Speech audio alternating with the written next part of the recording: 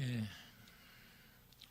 여러분, 우리가 무언가를 판단하고 평가하는 게 지극히 자연스러운 우리 삶의 한 부분입니다. 예. 우리는 늘 판단하고 평가하죠. 그리고 그 판단하고 평가하는 것에 대한 상응하는 행위들을 하게 돼 있어요. 이게 너무너무 자연스러운 삶의 일부분인 거예요.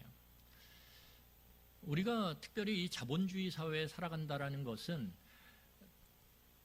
아침에 깨서 저녁에 잠들 때까지 우리는 무수한 판단을 하고 평가를 하고 그에 상응하는 대가를 치르거나 행동을 하게 되어 있습니다. 이게 자동적으로 일어나게 되어 있어요. 그렇지 않습니까? 여러분들이 무엇인가 보게 될 때 그것에 대해서 판단하고 평가하고 내가 이 가치를 지불하고 그것을 소유할 것인지 아닌지를 우리는 끊임없이 생각한다는 거죠. 그런데 여러분이 이렇게 일상생활 속에서 너무나 자연스러운 무엇인가를 판단하고 평가하고 그에 상응하는 어떤 반응, 행동을 하는 것들이 너무 자연스러움에도 불구하고 이게 굉장히 위험성을 내포하고 있다는 것을 우리가 기억해야 합니다. 어떤 위험성을 내포하고 있냐면 이 판단과 평가 그리고 그에 상응하는 반응이나 행위가 타인을 향해서 작동하게 될 때 굉장히 위험하다는 거예요. 그러니까 어떤 물건이나 어떤 일을 향해서 우리의 판단과 평가와 그에 상응하는 어떤 반응이나 행위가 작동할 때는 크게 문제가 일어나지 않을 수 있어요. 하지만 사람에 대해서 내 상대방에 대해서 이것이 작동하게 될 때는 굉장한 위험성을 일으킨다라는 거예요. 그러니까 여러분, 우리가 이 살아가는 사회가 자본주의 사회잖아요. 그러니까 어느덧 우리는 사람을 판단하고 평가하고 사람의 그 가치를 매기는 것에 익숙해졌단 말이에요. 그러니까 굉장히 우리는 위험한 사회에 살고 있어요. 우리도 모르는 상황 가운데서, 우리도 의식하지 못하는 상황 가운데서 굉장히 위험한 세상을 살고 있다는 거예요. 왜요? 우리는 자동적으로 그 세상의 흐름 가운데 사람을 판단하고 평가하고 매기거든요, 가치를. 여러분, 오늘 여호와 하나님께서 에돔 족속을 바라보시면서 그들의 죄 몫을 한 가지 더 추가하세요. 그들의 죄의 첫 번째 죄목이 지난주에 살펴봤던 것처럼 교만이거든요, 교만. 그런데 하나님께서 오늘 본문의 말씀 가운데서 에돔 족속의 죄 하나를 추가하시는데 그 죄의 제목이 뭐냐면 강포예요. 오늘 성경에서는 포악이라고 나타나 있는데 이 강포라고 하는 죄 몫을 하나 더 추가하십니다. 여러분, 이 교만과 강포라고 하는 것이 따로 떨어져 있는 게 아니라 연결되어 있다는 것을 우리는 주목해야 돼요. 교만함과 강포가 서로 긴밀하게 연결되어 있구나. 그래서 오늘 성경을 보면 이 교만한 마음과 강포가 이 에돔 족속의 삶을 정의하는 굉장히 중요한 모습이고 그 현상이라는 거예요. 여러분, 강포라고 하는 말, 포악이라고 하는 말을 사전적으로 정의하면 뭐라고 정의되어 있냐면 무자비하고 잔인하게 폭력을 휘두르는 것, 이것을 포악 또는 강포라고 사전적으로 정의해요. 아주 무자비하고 자비가 없는 거죠. 그리고 잔인하게 긍휼함이 없는 거죠. 그리고 폭력을 행사하는 것, 그게 강포, 포악이라는 거예요. 여러분, 그러면 이 교만과 강포가 연결되어 있는데 그러면 교만한 마음을 가진 사람은 누구를 향해서 이 무자비하고 잔인한 폭력을 휘두를까요? 오늘 성경을 보면 자기보다 약한 힘을 갖고 있는 사람들에게 교만한 사람들은 이 무자비하고 잔인한 폭력을 휘두른다라는 거예요. 그게 말의 폭력이든 신체적 폭력이든 그 어떤 폭력이든 행사한다라는 거죠. 그래서 여러분, 우리가 기억할 것이 무엇이냐면 교만한 마음과 이 포악한 행동은 동전의 양면처럼 같이 움직인다라는 거예요. 이건 쌍으로 움직여요. 쌍으로 작동을 해요. 그러니까 어떤 사람이 무자비하고 잔인하고 포악한 모습으로 말을 하고 행동을 한다. 그러면 그 사람의 내면은 교만한 마음이라는 거예요. 그렇게 우리가 여겨도 무방하다라는 거예요. 여러분 오늘 성경 본문 10절과 11절을 보세요. 제가 읽겠습니다. 본문 10절과 11절을 보면 내가 내 형제 야곱에게 행한 포악으로 말미암아 부끄러움을 당하고 영원히 멸절되리라. 11절을 보면 내가 멀리 섰던 날 곧 이방인이 그의 재물을 빼앗아가며 외국인이 그의 성문에 들어가서 예루살렘을 얻기 위하여 제비 뽑던 날에 너도 그들 중에 한 사람 같았느니라. 여러분 에돔 족속은 가장 가까운 형제 나라인 이스라엘을 무자비하게 잔인하게 그렇게 유린하며 폭력을 휘둘렀다라고 오늘 하나님 말씀하고 계시다라는 거예요. 제가 지난주에 말씀드렸듯이 에돔 족속과 이스라엘은 형제 나라죠. 왜냐하면 그 뿌리를 거슬러 올라가면 에돔 족속의 조상은 에서예요. 이스라엘의 조상은 야곱이에요. 그럼 야곱과 에서는 쌍둥이죠. 그러니까 이 쌍둥이 형제 나라가 서로 긍휼히 여기고 사랑하기는커녕 에돔 족속이 이 이스라엘을 유린하고 폭력을 행사하며 잔인하고 무자비하게 그렇게 행동을 했다라는 거예요. 오늘 하나님은 그렇게 말씀하시는 거예요. 여러분 에돔 족속이 가장 가까운 이스라엘에게 무자비하고 잔인한 폭력을 행사한 것도 심각한 문제지만 더 심각한 문제가 있어요. 그건 무엇입니까? 그 폭력을 행사하는 시점이에요. 언제 에돔 족속이 이스라엘에게 폭력을 행사하냐? 이스라엘이 바벨론이라고 하는 고대 그 근동의 가장 강력한 나라로 패권을 움켜쥐던 바벨론이라고 하는 그 나라의 느부갓네살 왕이 기원전 587년에 이 예루살렘을 함락시키거든요. 이 이스라엘의 수도였던 예루살렘 성을 함락시키며 초토화시키는 과정 속에 이 에돔 족속이 함께 예루살렘을 유린한다라는 거예요. 그러니까 시점이 언제냐? 이스라엘이 가장 고통스럽고 가장 연약하고 가장 힘들 때 그 이방인 바벨론과 함께 이 에돔 족속이 형제 나라인 이스라엘을 유린한다라는 거예요. 그러니까 이 시점이 중요한 거예요. 이 시점이 가장 약할 때, 가장 힘들 때, 가장 도움을 구할 때. 여러분 오늘 이 강포가 왜 위험하냐 하면 하나님께서 뭐라고 말씀하시냐면 이 에돔 족속의 행위를 강포, 포악이라고 선언하시고 거기에 대해서 내가 이 에돔 족속에게 심판을 하겠다라고 예고를 하신다라는 게 문제예요. 그러니까 하나님께서 이 강포에 대해서 그냥 내버려 두지 않으시고 반드시 그 강포함에 대해서 내가 심판하겠다. 이 하나님의 심판의 선언이 우리로 하여금 이 강포를 가볍게 바라볼 수 없도록 만든다라는 거예요. 아, 이거 심각한 문제구나. 야, 강포가 이게 보통 문제가 아니네. 왜? 하나님이 거기에 대해서 예민하게 반응하시거든요. 여러분 하나님께서 성경을 쭉 찾아보면 가장 싫어하시는 행위가 있어요. 그게 뭐냐면 교만과 강포예요. 이걸 하나님이 가장 싫어하세요. 여러분 그래서 우리가 너무 잘 아는 성경 구절이 무엇입니까? 교만은 망하는 것의 앞잡이라는 거예요. 패망의 선봉. 여러분 정말 망하고 싶으면 내 인생 참 망하고 싶다. 그러면 어떻게 하시면 돼요? 한껏 교만해지시면 돼요. 내 인생이 좀 어떻게 망하나 좀 한번 지켜보고 싶다. 그러면 교만해지시면 간단합니다. 망하는 것이 내 삶의 앞잡이가 돼서 나를 망하는 길로만 인도해요. 교만한 사람은. 어떻게 선택을 하고 어떻게 결정을 해도 망하는 선택만 하고 망하는 결정만 할지 참 놀라울 지경이에요. 어떠면 교만한 마음을 가지면.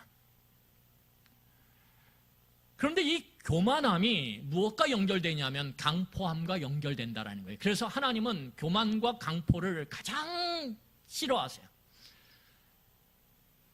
교만한 마음으로부터 파생되는 게 강포거든요.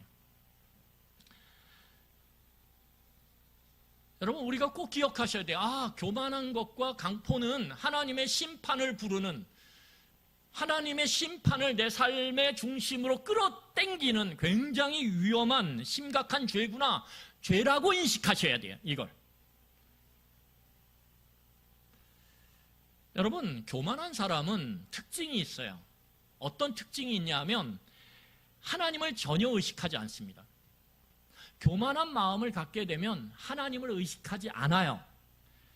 하나님을 의식하지 않기 때문에 하나님 없이 살아가는 삶을 선택하고 그렇게 행동을 취해요.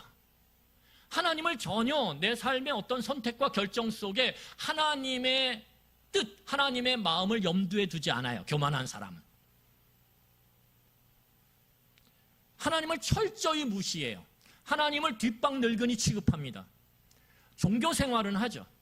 교회에 나와서 열심히 봉사하고 교회에서 열심히 예배는 드리죠. 하지만 실질적으로 삶의 중심으로 가면, 삶의 현장으로 가면 하나님을 철저히 무시하는 행동을 한다라는 거예요.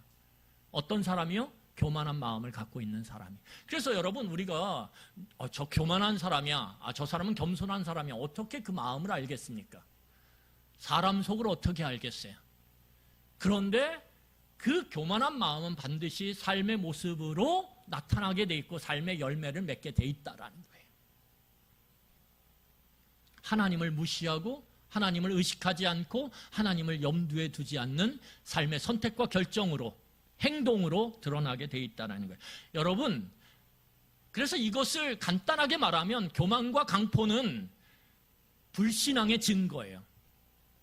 그러니까 내가 아무리 종교 생활을 잘해도, 내가 아무리 교회에서 장로고 권사여도 나에게 교만과 강포가 있다면 그것은 하나님을 믿지 않는 불신앙의 증거라는 거예요. 아주 명확한 증거.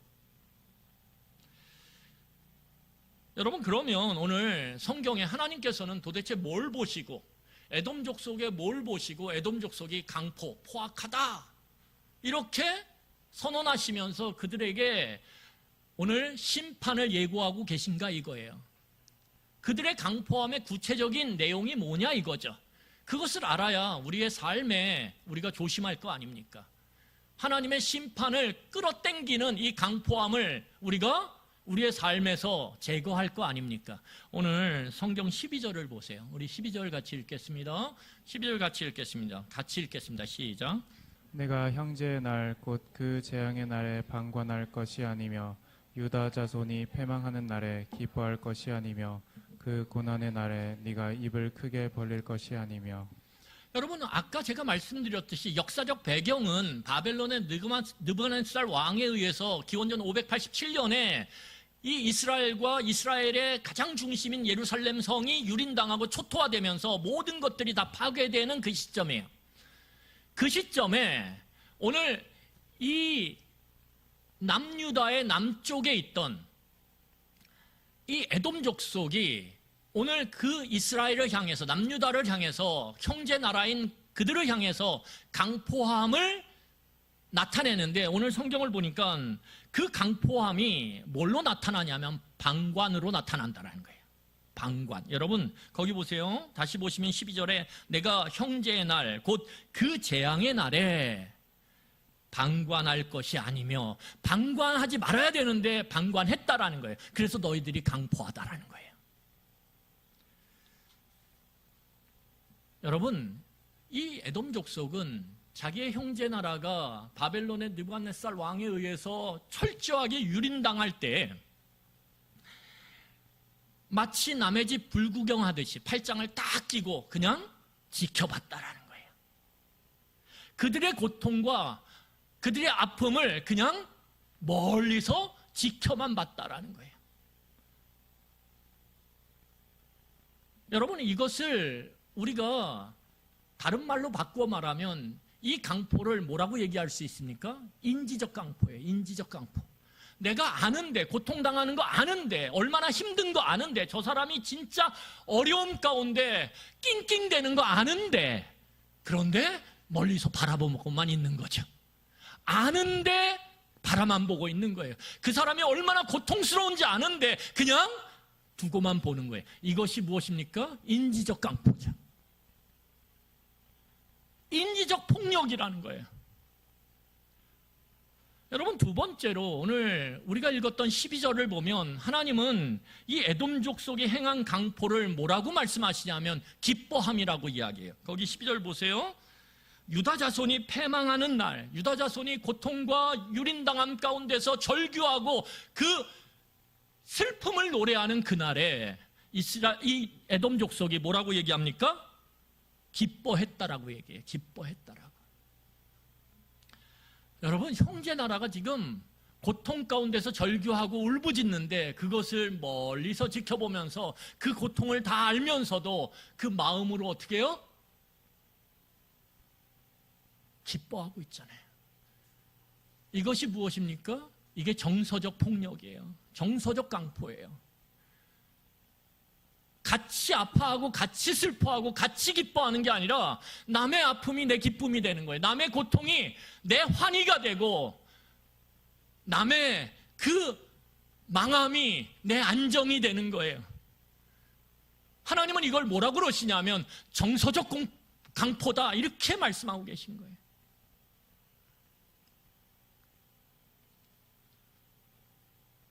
그런 의미에서 보면 우리 옛 속담에 사촌이 땅을 사면 뭐라 그렇습니까?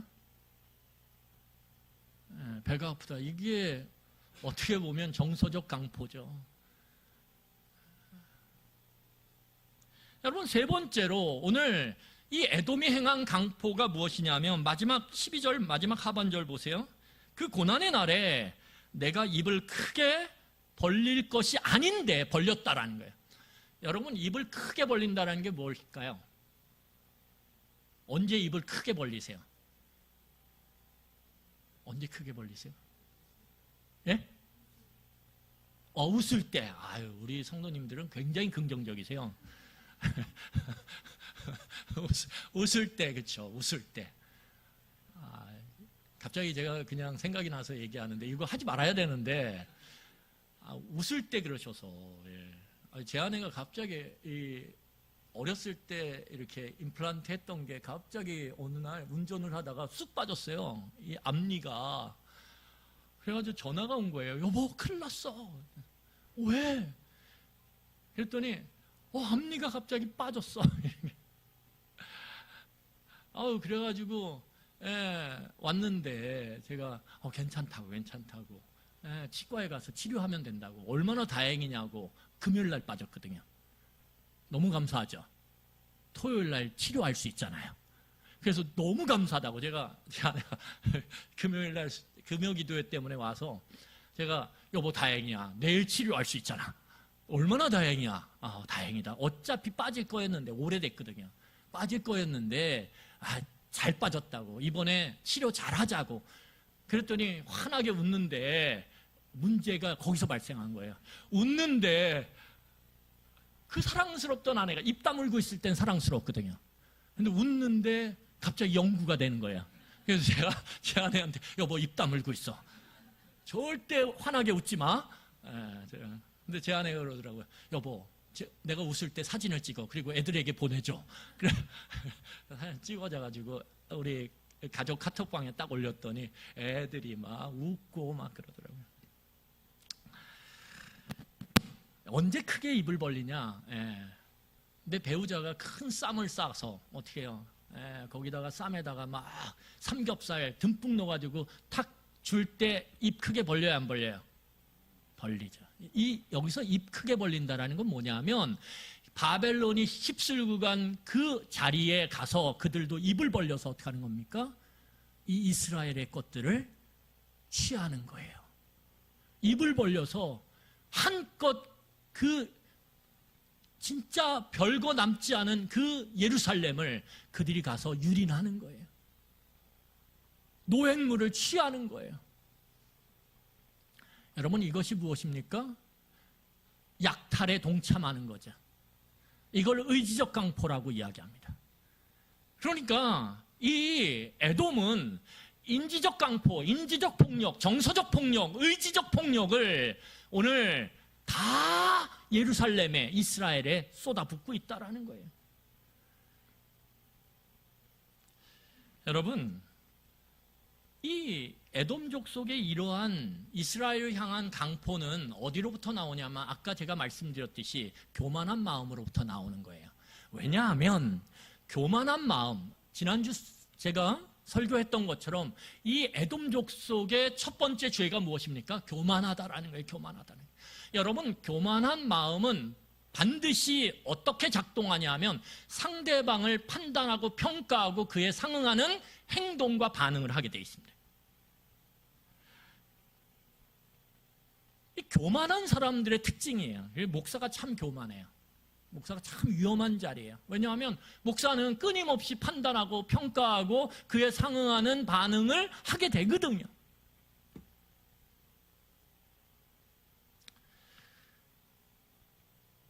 여러분, 오늘 이 교만한 에돔의 마음이 이스라엘을, 남유다를 오늘 그들의 형편과 상황을 단정적으로 평가해요. 단정적으로 평가해요. 뭐라고 평가하냐면, 바벨론 느부갓네살에게 침략을 당해서 유린당하는 저 남유다, 이스라엘은 끝났다 이거예요. 끝났다. 이게 중요한 거예요. 에돔 족속이 남유다를 뭐라고 평가합니까? 종말이다. 이렇게 평가한 거예요. 끝났다. 상황을 보니까 끝났네. 이제 남유다는 끝났네. 여러분, 끝났다라고 마지막 평가를 내리자마자 에돔 족속은 약탈자와 동일한 행동을 하는 거예요. 끝났다라고 평가하자마자.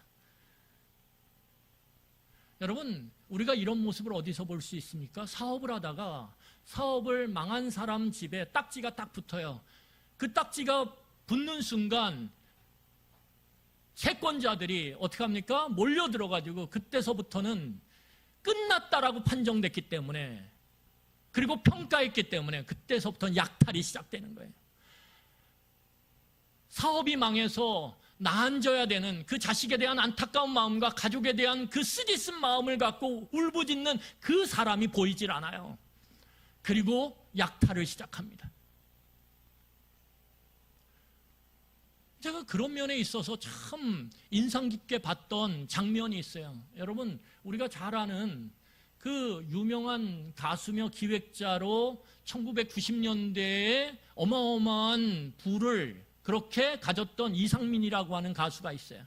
여러분도 아시겠지만 제가 굉장히 인상 깊게 봤어요. 그래서 70억, 80억이나 되는 우리 일반인으로서는 상상도 할 수 없는 어마어마한 빚을 졌어요. 그런데 이 사람이 채무를 기꺼이 갚겠다라고, 연예인이었기 때문에 가능할 수 있어요. 갚겠다라고 그렇게 선언한 다음에 빚을 갚기 시작하는데, 나중에 빚이 다 갚아지는 그 오랜 세월 동안 빚을 다 갚게 되는 마지막 시점에 한 사람을 만나게 돼요.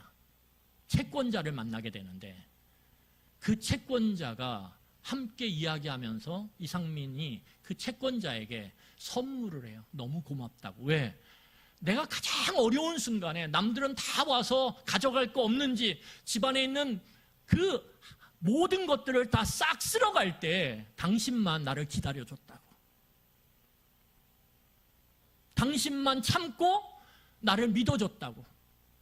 그리고 내가 빚을 갚을 수 있도록 기다려줬다고. 약탈하지 않고. 여러분, 우리가요, 저 사람 끝났어. 저 사람에겐 소망이 없어. 그리고 그렇게 판단하고 평가를 내리면 우리의 마음과 우리의 행동이 잔인해져요. 그렇지 않습니까? 끝났으니까 모든 것이 다 없어지기 전에 내 몫이라도 취해야 되겠다라고 생각하고 어떻게 합니까? 아주 잔인하고 냉혹해진다라는 거예요. 이게 강포라는 거예요. 여러분, 오늘 우리가 이 교만한 마음의 위험성은 그것이 반드시 상대방, 특히 약자를, 힘없는 자들을 판단하고 평가하며 그에 상응하는 이 강포, 인지적 강포, 정서적 강포, 의지적 강포를 행함으로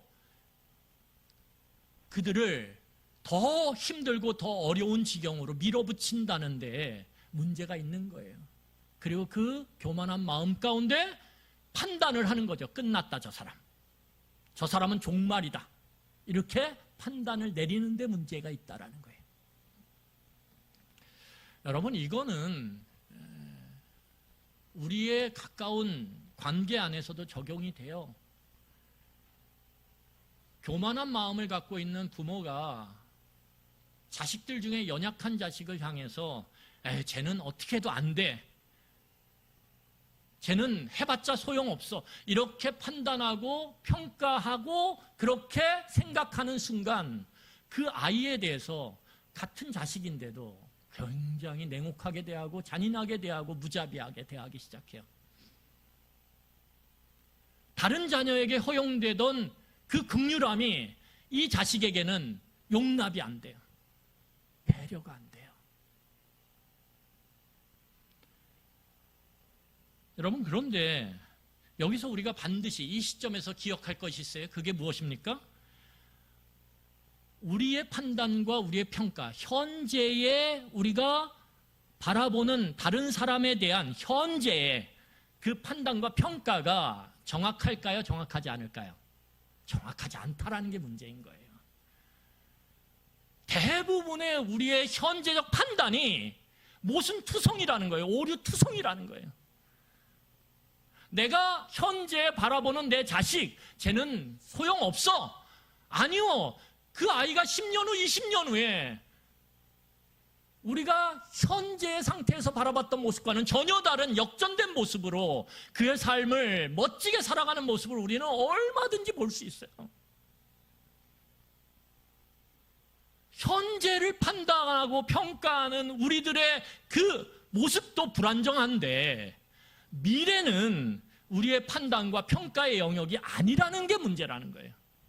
어떻게 알겠어요, 미래를? 여러분, 미래를 아세요? 모르죠. 한 치 앞도 모르는데.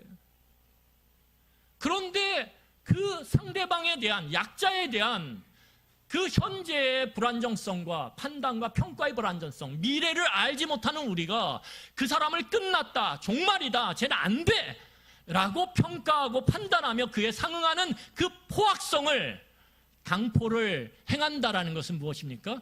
스스로 하나님이 되는 거예요. 스스로. 이게 불신앙이라는 거예요.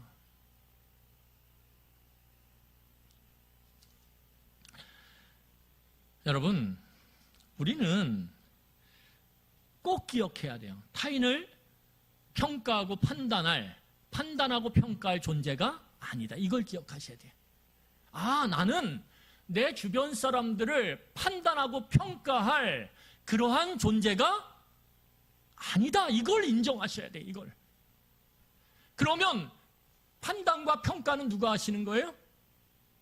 하나님의 영역이라는 거예요. 하나님의 영역. 그리고 그 판단과 평가에 대한 상응하는 행위와 반응을 하시는 건 하나님의 몫이라는 거예요. 여러분, 이것을 우리가 전제해야 돼요. 이걸 전제하지 않으면 우리의 삶에는 끊임없이 다른 사람을 향한 강포를 행할 수밖에 없다라는 거예요. 나도 모르게.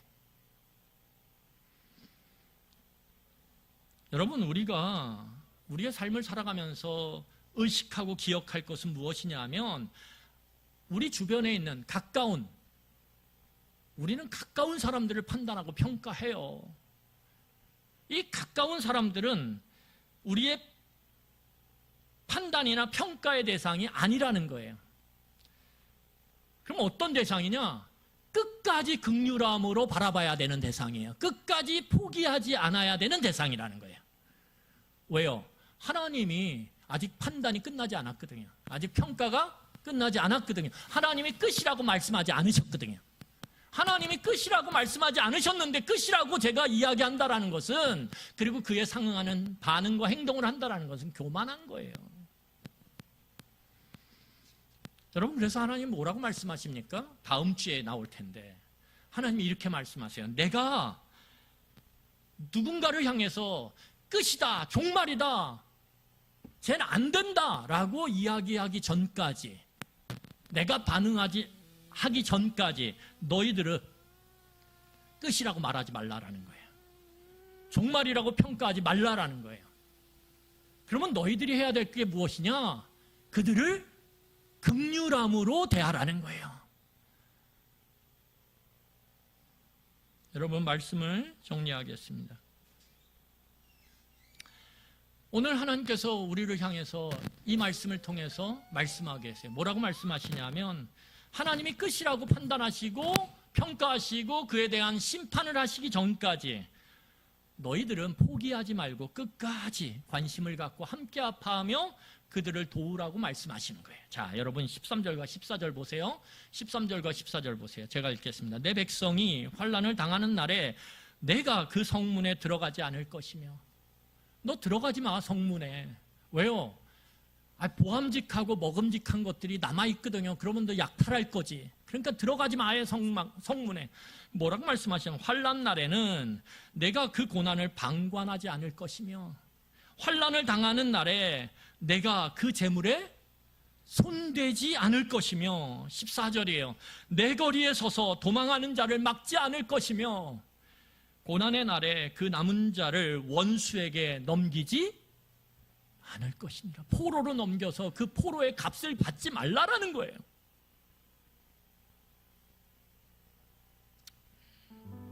여러분, 이 교만한 마음은 병든 마음이죠. 그 병든 마음이 반드시 병의 증상을 나타내는 게 이 포악함과 강포함이라는 거예요. 특히 약한 자를 향해서 함부로 판단하고 함부로 단정짓고 그리고 무자비한 그 행동을 하는 거예요. 하나님은 그것을 가장 악하다고 보시는 거예요. 가장 나쁘다고 보시는 거예요. 그리고 거기에 대해서 내가 반드시 기억하고 갚으리라. 하나님 그렇게 말씀하고 계신 거예요. 그래서 우리는 이 말씀을 마주하며 두려운 마음을 가져야 돼요. 내가 가장 가까운 내 가족과 내 옆에 있는 그 가까운 누군가에게 교만한 마음으로 그들을 평가하고 판단하며 그에 상응하는 이 강포함, 이 포악함, 그것을 오늘 행하고 있지 않은지 두렵고 떨리는 마음으로 우리의 마음과 삶을 바라봐야 된다는 거예요.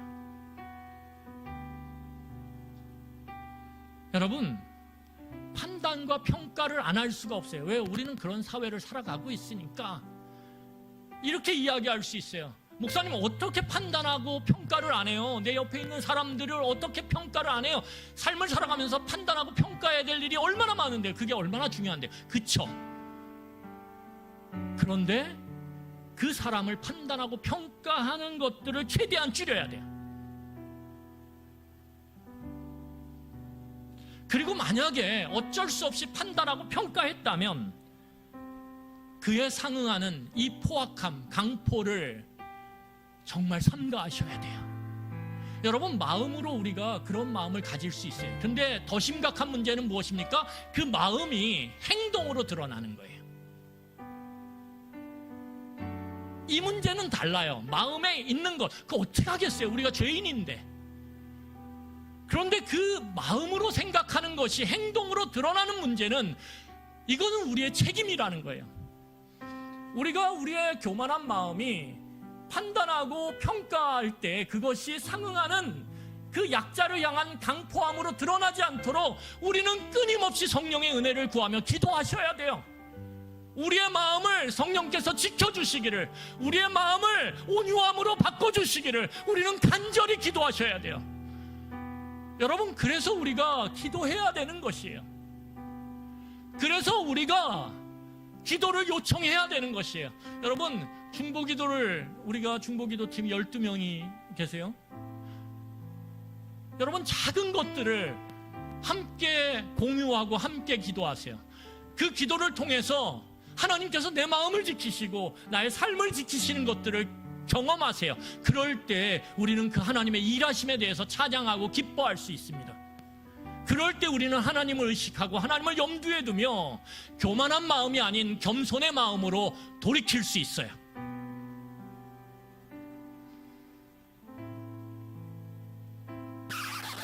여러분, 교만한 마음으로 남을 평가하고 판단할 수 있어요.